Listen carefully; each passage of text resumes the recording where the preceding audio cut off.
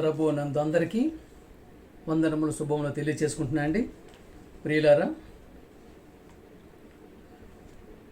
Bible గ్రంథం మత గ్రంథం కాదండి, మార్గ గ్రంథం, జ్ఞానపు గ్రంథం, జ్ఞానపు ఓట, జ్ఞానపు గని. ప్రియ సహోదరులారా, ప్రస్తుత పరిస్థితుల్లో మనం చూసుకున్నట్టయితే ఎంతో అభివృద్ధి పదంలో నడుస్తున్నటువంటి, టెక్నాలజీగా నడుస్తున్నటువంటి ఈ యొక్క జీవన గమనంలో మనిషి వస్తే జీవితం ఎట్లా ఉంది, అసలు దేవుడి యొక్క ఆలోచన ఎట్లా ఉంది? ప్రియమైన దేవుని వాళ్ళారా, అసలు నోవాహు జల ప్రయాణానికి ముందు, నోవాహు దినములలో ప్రళయానికి ముందు నోవాహు దినములు ఎలా ఉండేది, అప్పుడు జనులు ఎలా ఉన్నారు, ఏ విధంగా ఉన్నారు, ఎట్టి విధంగా ఉన్నారు అనేటటువంటిది మనం గమనించుకున్నట్టయితే, ప్రియమైన దేవుని వల్ల అక్కడ దేవుడు ఒకే ఒక్క వ్యక్తిని అక్కడ మనల్ని చూపించడం జరిగింది. ప్రియ సహోదరులారా, ఎవరండి ఆయన? ఒకే ఒక పర్సన్ అండి.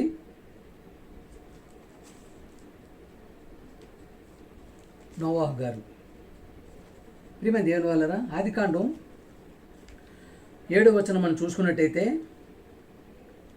ప్రియమైన దేవుని వాళ్ళరా, నోవాహు ఆదికాండం 6వ అధ్యాయం 9, నోవాహు వంశావళి ఇదే.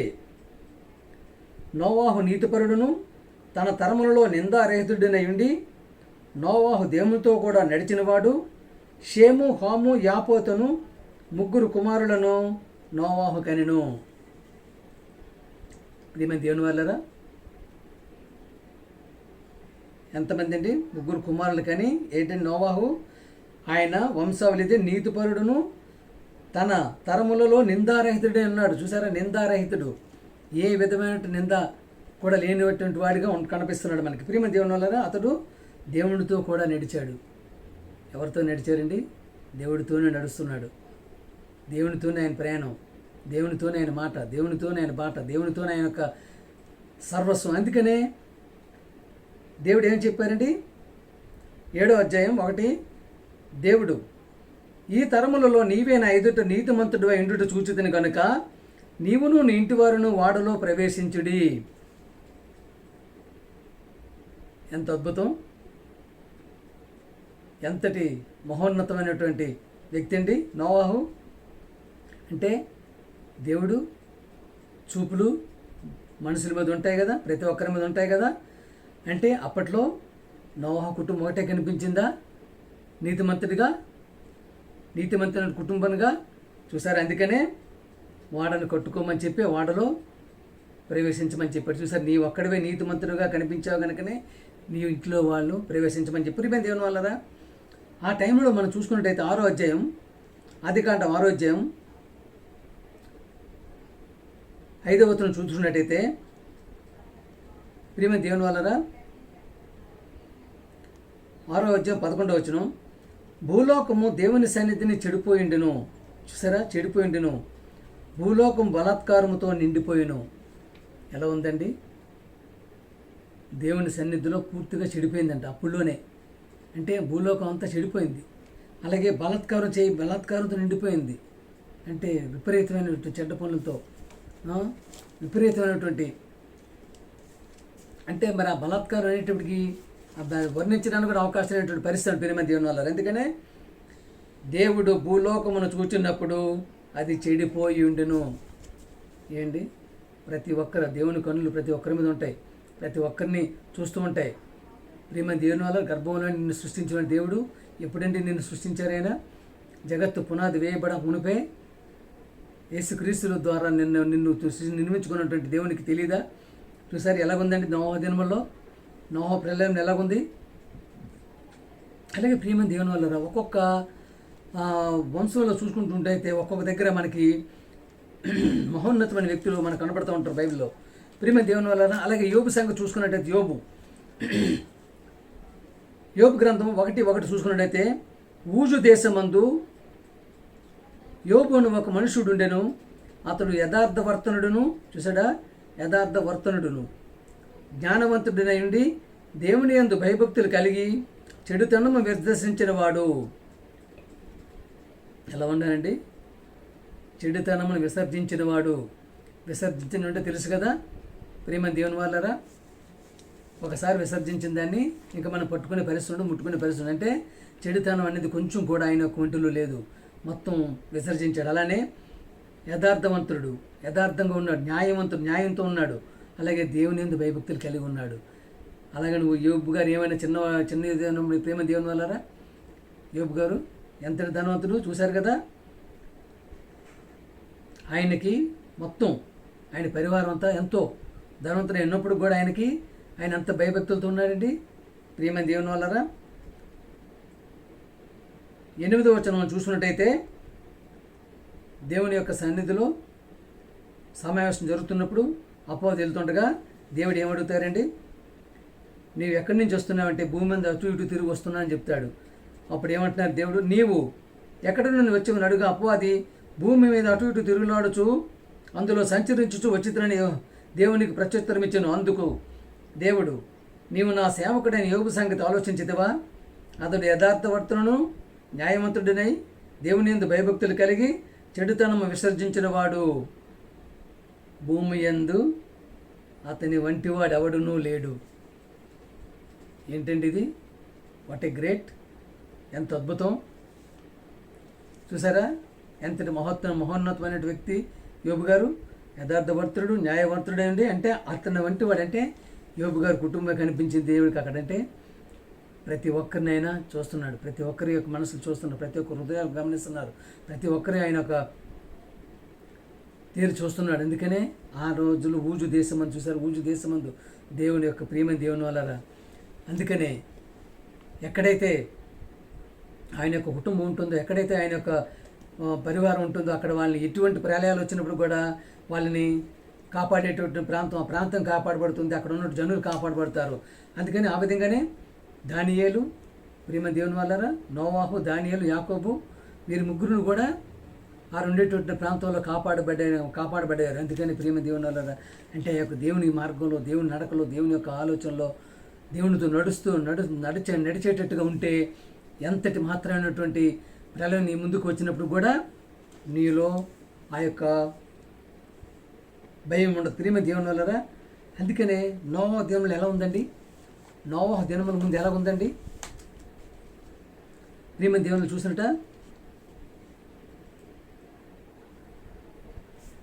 మనకి అప్పుడప్పుడు వస్తాయి కదా.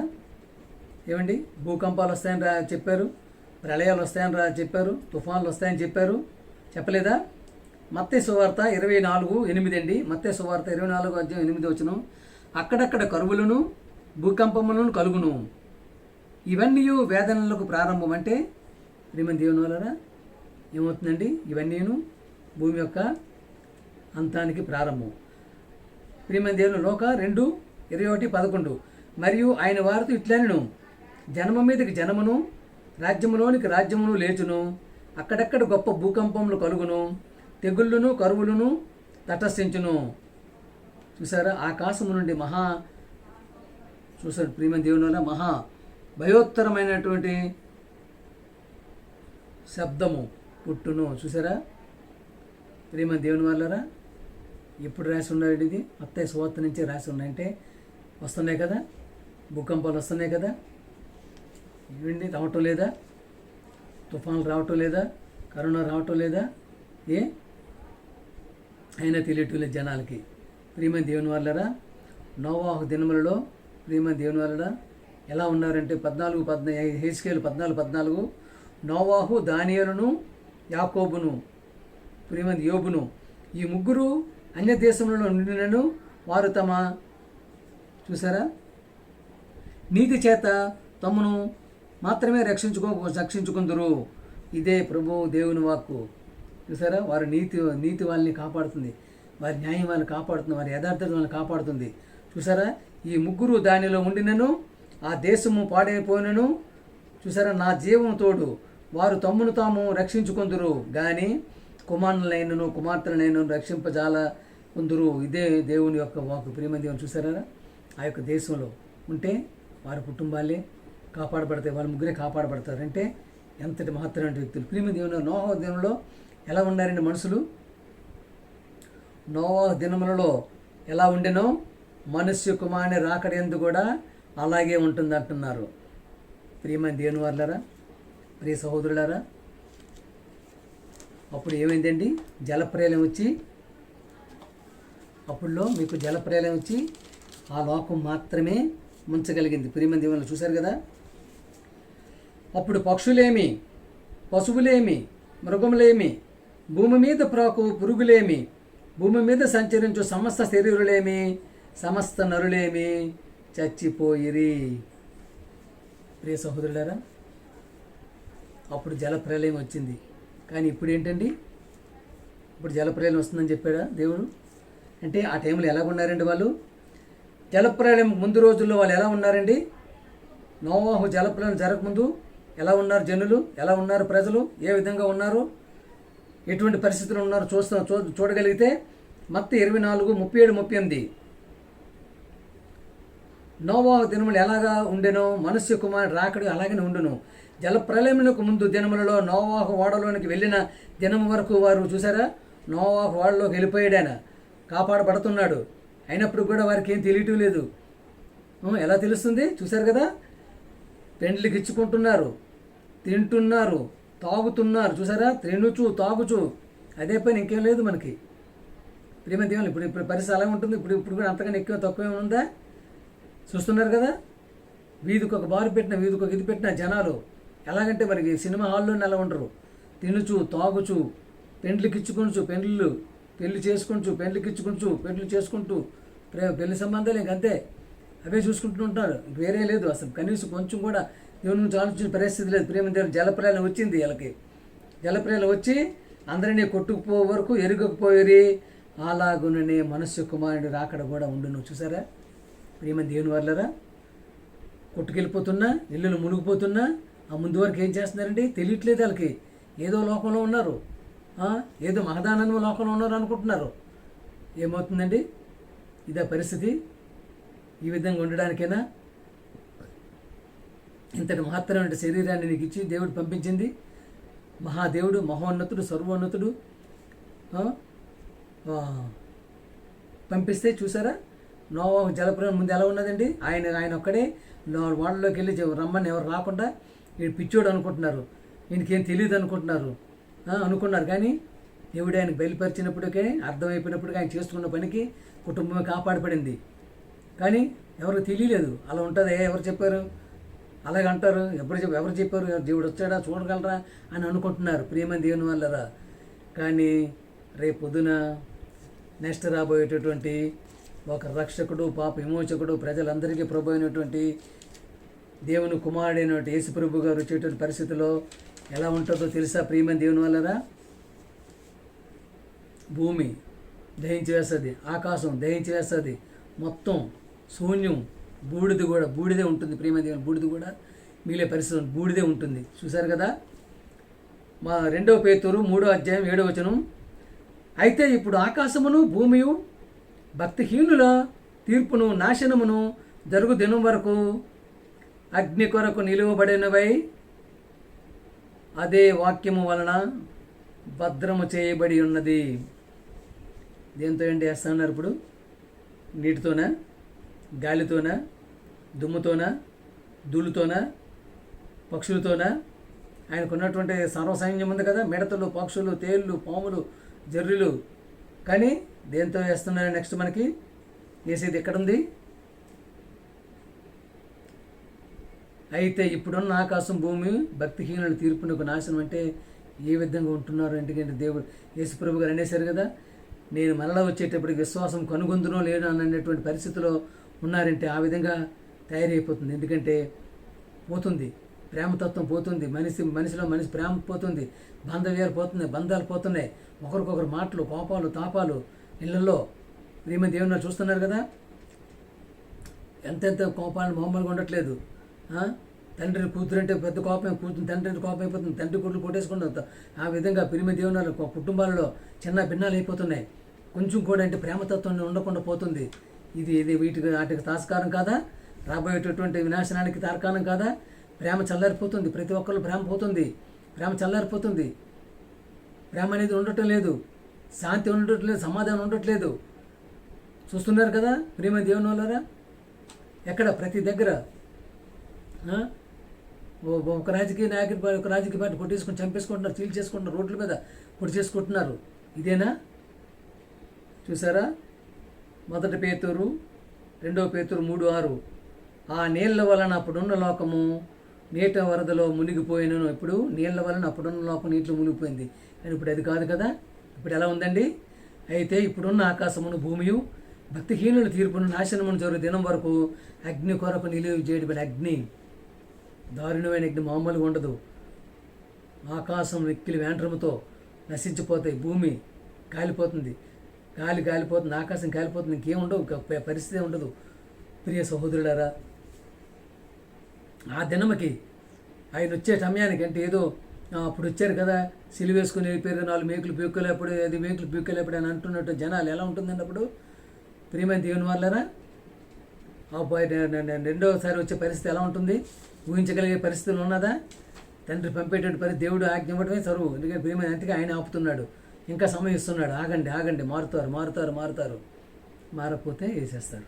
ప్రియమైన దేవుడు అందుకనే చాలా భయభక్తులతో ఉండి చివరి వరకు దేవుని మన్నలు పొందే విధంగా, అలాగే యథార్థవంతులు ఎవరైతే యోబు గారు, నోవాహు గారు, హానోకు గారు, దావీదు గారు, డానియేలు గారు ప్రియమైన దేవుని వల్లరా, ఒక యాకోబు, ఇస్సాకు, నేను యాకోబు దేవుడును, ఇస్సాకు దేవుడును, దావీదు దేవుడు, చూసారా? అలాగే పౌలు గారు, యోహాను గారు, ప్రియమైన దేవుని వల్లరా, ఇటువంటి మహాన్ వ్యక్తులు ఏ విధంగా అయితే ఉండగలిగి పరలోక రాజ్యంలో ఉన్నారంటే, పరదేశంలో ఉన్నారో ఆ విధంగా వెళ్ళటానికి మన ప్రయత్నాన్ని కొనసాగించాలని కోరుకుంటూ ప్రియమైన దేవుని వల్లరా పాట పాడుకుందాం.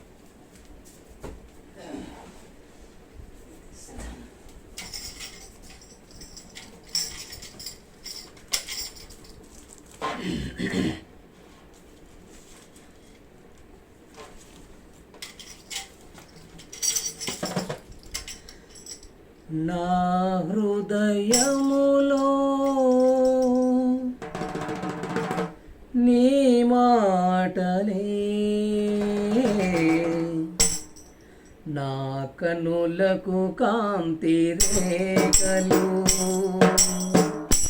నా హృదయములో నీ మాటలే, నా కనులకు కాంతి రేఖలు. కారు చీకటిని కలువరి కిరణమై కట్టిన హృదయమును కరిగించినావు. నీ కార్యములను వివరింప తరమా, నీ ఘన కార్యములు వర్ణింప తరమా. నీ కార్యములను వివరింప తరమా, నీ ఘన కార్యములు వర్ణింప తరమా. నా హృదయములో నీ మాటలే, నా కనులకు కాంతి రేఖలు.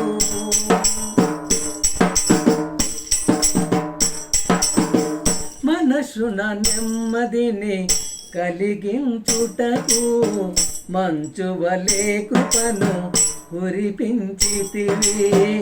మనసున నెమ్మదిని కలిగించుటకు మంచువలే కృపను కురిపించితివి. విచారములు కొట్టివేసి విజయానందముతో నింపినావు. విచారములు కొట్టివేసి విజయానందముతో నింపినావు. నీరు పారేటి ఊటగా చేసి సత్తువ గల భూమిగా మార్చినావు. నీ కార్యములను వివరింప తరమా, నీ ఘన కార్యములు వర్ణింప తరమా. నా హృదయములో నీ మాటలే, నా కనులకు కాంతి రేఖలు. విరజిమ్మే ఉదయ కాంతిలో నిరీక్షణ ధైర్యమును కలిగించితివి. విరజిమ్మే ఉదయ కాంతిలో నిరీక్షణ ధైర్యమును కలిగించితివి. అగ్ని శోధనలు భరించుటకు మహిమాత్మతో నింపినావు.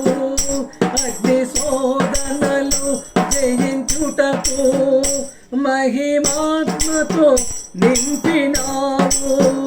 ఆత్మదాలని జ్వాలగా చేసి దీపస్తంభముపై నన్ను నిలిపినావు. నీ కార్యములను వివరింపతరమా, నీ ఘన కార్యములు వర్ణింపతరమా.